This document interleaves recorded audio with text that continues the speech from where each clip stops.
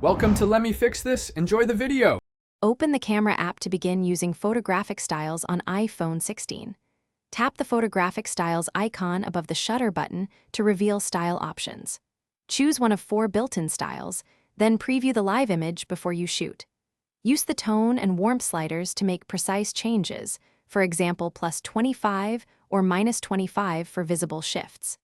The style modifies Apple photo processing and previews in real time. This feature works with back and front cameras for still photography.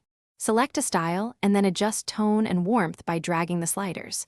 You can set values that read, for instance, +25 or -25 for visible warmth changes.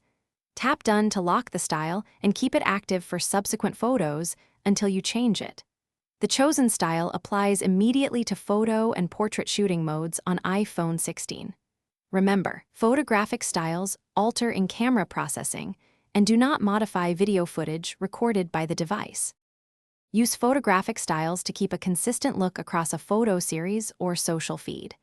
If you need maximum editing flexibility, Shoot Pro RAW to capture flat sensor data before processing. After shooting, use the Photos app to fine-tune exposure, contrast, and color adjustments if needed.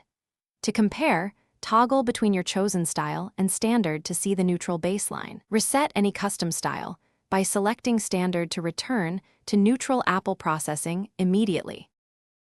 Thanks for watching. If you found this helpful, don't forget to like and subscribe.